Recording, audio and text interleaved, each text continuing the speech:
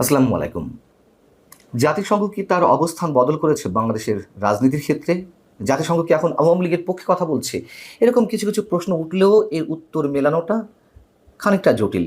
এই কথাগুলো এ কারণে বলছি যে জাতিসংঘের মানবাধিকার বিষয়ক কাউন্সিলের ৫৯তম অধিবেশন, যেটি ১৬ই জুন অনুষ্ঠিত হলো, সেখানে সংস্থাটির chairman Volker Turk Awami League সম্পর্কে মন্তব্য করেছেন।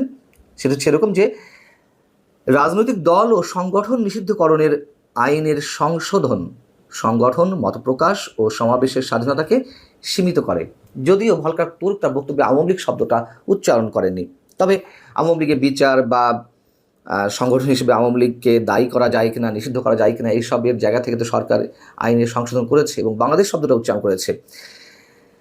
সেই জায়গা থেকে প্রশ্ন, যদি তাই হয়ে থাকে ভলকার তুর্কের বক্তব্যটি এমন, তাহলে তার বক্তব্যে সরকার কতটা গুরুত্ব দিবে? যেখানে আমরা দেখছি জুলাই আগস্ট হত্যাকাণ্ডকে কেন্দ্র করে জাতিসংঘের যে রিপোর্ট, সেই রিপোর্টে যে ১৪০০ মানুষ হত্যার কথা বলা হয়েছে, সেটিকে সরকার যথেষ্ট গুরুত্বের সঙ্গে নিয়েছে। শুধু গুরুত্ব নয়, পুঁজি হিসেবে গ্রহণ করেছে এবং সেটিকে কেন্দ্র করেই আওয়ামী লীগের বিচার বা আওয়ামী লীগের সাবেক নেতাকর্মীদের বিচারে উদ্যোগী হয়েছে, বেশ শক্তিশালী হয়েছে এবং এটিকে আওয়ামী লীগের অপকর্মের বিরুদ্ধে একটি বৈশ্বিক স্বীকৃতি হিসেবে মনে করছে সরকার। কিন্তু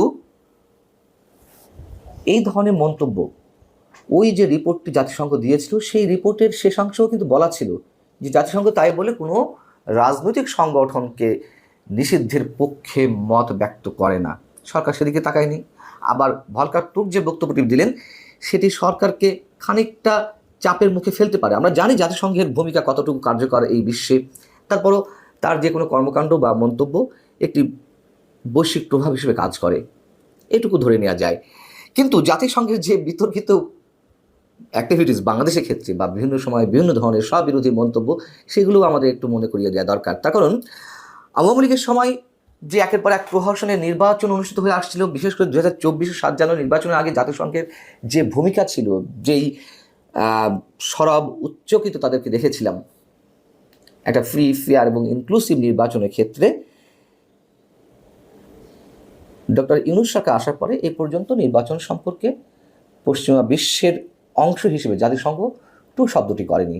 বরং জাতিসংঘের বাংলাদেশস্থ যিনি আবাসিক সমন্বয়কারী গোয়েন লুইস, তিনি গত ৪ঠা জুন যে মন্তব্য করেছেন সেটি আপনারা জানেন।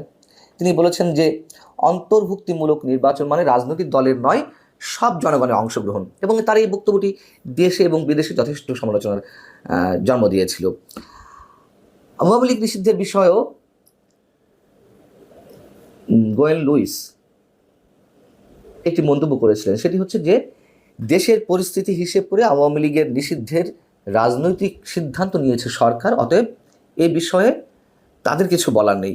আবার ভলকার তুর্ক বললেন, এবং এর আগে জাতিসংঘের যে রিপোর্ট, সেই রিপোর্টেও বলা ছিল যে কোনো ধরনের কোনো রাজনৈতিক সংগঠন নিষিদ্ধকে তারা সমর্থন করে না। এখন করিডোর ইস্যুতেও তো আমরা জাতিসংঘের ভূমিকাটা জানি। যুক্তরাষ্ট্রের এজেন্ডা বাস্তবায়নের যে পথ, সেটি জাতিসংঘের মাধ্যমে তারা বাতলে নেওয়ার চেষ্টা করছে। জাতিসংঘের মহাসচিবের মুখ দিয়েই প্রথমে হিউম্যানিটেরিয়ান করিডোরের বিষয়গুলো এলো, পরবর্তীতে আবার এই গোয়েন লুইস, বাংলাদেশের তো জাতিসংঘের আবাসিক সমন্বয়কারী, তিনি আবার বললেন না, এই ধরনের কোনো কথা জাতিসংঘ বলেনি। এক এক সময় এক এক ধরনের চরিত্র বা তাদের বক্তব্য আমরা আমাদের সামনে উপস্থাপিত হতে দেখছি। আবার সেনাবাহিনী সম্পর্কেও এই ভলকার তুর্ক বিবিসিতে একটি ইন্টারভিউতে তিনি বলেছিলেন যে জুলাই আন্দোলনে সেনাবাহিনী যাতে কোনো ধরনের ভূমিকা পালন না করে বা কোনো ধরনের তার সদস্যরা যাতে গুলি না চালায়, সেই জন্য সতর্ক করে দিয়েছিল জাতিসংঘ। বা ভলকার তুর্ক তিনি এটি নিজে নাকি আমাদের সেনাপ্রধানকে বলেছিলেন, যদিও সেনাবাহিনীর পক্ষ থেকে তার প্রতিবাদ জানানো হয়েছিল।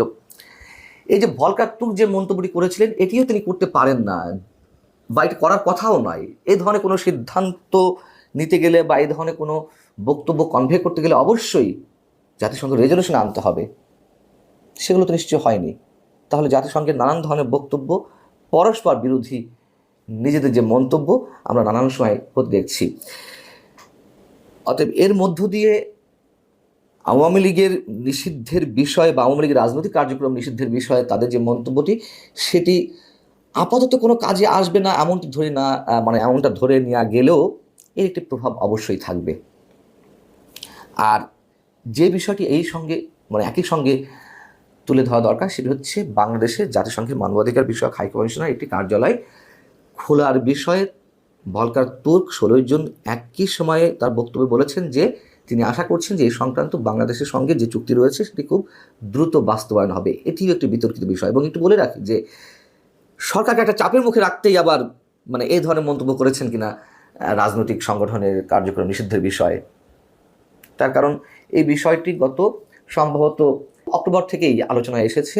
যখন ভলকার তুর্ক বাংলাদেশ সফরে এসেছিলেন তখন জাতিসংঘের এই কার্যালয়টি খোলার বিষয়ে আলোচনা আসে এবং ওই সময়ে আমাদের সমাজ কল্যাণ বিষয়ক উপদেষ্টা শারমিন মুর্শিদ তিনি বলেছিলেন যে একটি খুব বড় সিদ্ধান্ত হয়েছে, এখানে জাতিসংঘের মানবাধিকার পরিষদের একটি কার্যালয় চালু হবে। অফিসটি চালু হলে যে সুবিধাটি আমাদের সবচেয়ে বেশি সেটা হচ্ছে মানবাধিকার লঙ্ঘনের যে ক্ষেত্রগুলো তারা সরাসরি তদন্ত করতে পারবে, অর্থাৎ জাতিসংঘ সরাসরি তদন্ত করতে পারবে। এটি আপাত দৃষ্টিতে একটি ভালো মানে গোবেচারা টাইপের একটি মন্তব্য মনে হতে পারে, কিন্তু আমাদের একটু মনে করিয়ে দেওয়া দরকার সবাইকে যে জাতিসংঘের এই যে লোকাল অফিস খোলার যে ইতিহাস আমাদের সামনে রয়েছে সেটি খুবই নেতিবাচক। যেমন যদি একটু বলি, শ্রীলঙ্কায় যখন তামিল বিদ্রোহীদের সঙ্গে যুদ্ধ চলছিল তখন জাতিসংঘ 10 বছর ধরে দিন দেবা করেছে সেখানে একটি তাদের কার্যালয় খোলার জন্য। শ্রীলঙ্কা অনুমতি দেয়নি, না পেয়ে পরবর্তীতে দক্ষিণ এশিয়ার একাধিক দেশে ভারত সহ একাধিক দেশে তারা তাদের অফিস খোলার চেষ্টা করেছে, কেউ অনুমতি দেয়নি। অনুমতি না দেওয়ার কারণ আছে। তার আগে একটু বলে নিই, যেসব দেশে এ পর্যন্ত জাতিসংঘের কান্ট্রি অফিস বা ছোটোখাটো পর্যায়ে কোনো লোকাল অফিস খোলা হয়েছে তার মধ্যে কোন দেশগুলো রয়েছে। যেমন কান্ট্রি অফিস খুলতে পেরেছে ব্যাংকক সহ কয়েকটা দেশে। এর পাশাপাশি রয়েছে Burkina Faso, Cambodia, Chad, Guatemala, Guyana, Honduras, Liberia, Mauritania, Mexico, Niger, Palestine, Syria, Sudan, Tunisia এবং ইয়েমেনে। দেশগুলোর নাম শুনলে আপনারা বুঝতে পারছেন এর সব কটি রাষ্ট্র কোনো না কোনোভাবে সংকটে নিমজ্জিত। কোথাও যুদ্ধ, কোথাও জাতিগত সংঘাত, কোথাও আঞ্চলিক সংঘাত। বাংলাদেশে এ ধরনের জাতিগত সংঘাত বা আঞ্চলিক সংঘাতের কি সৃষ্টি হয়েছে? তাহলে তারা খুলতে চায় কেন? খুলতে চাওয়ার অন্যতম একটি উদ্দেশ্য হচ্ছে জাতিসংঘ বিশেষ কিছু দাতা রাষ্ট্রের চাঁদার মাধ্যমে পরিচালিত হয়, বা বিশেষ করে মানবাধিকার বিষয়ক এই হাই কমিশন তাদের চাঁদার মাধ্যমে চলে। জাতিসংঘ যেসব জায়গা তাদের কান্ট্রি অফিস খুলেছে সেই সব দেশে এই দাতা রাষ্ট্রগুলো, কথিত দাতা রাষ্ট্রগুলো তাদের এজেন্ডা বাস্তবায়ন করে জাতিসংঘের এই সোকল কান্ট্রি অফিসের মাধ্যমে। এবং যেসব রাষ্ট্রের নীতি তাদের সঙ্গে সাংঘর্ষিক তখন জাতিসংঘের এই ধরনের অফিসের মাধ্যমে তারা তাদের যেই এজেন্ডা সেগুলো বাস্তবায়ন করে। এর সাথে করিডোর ইস্যুটি রয়েছে, আমাদের মনে রাখা দরকার। এই করিডোর ইস্যু সহজে তারা ধামাচাপা দিবে না, এখান থেকে সরে আসবে না পশ্চিমা রাষ্ট্রগুলো, বিশেষ করে যুক্তরাষ্ট্র। এটুকু আমরা অবশ্যই খুবই গুরুত্বের সঙ্গে মনে করছি। ভালো থাকুন সবাই, আল্লাহ হাফেজ।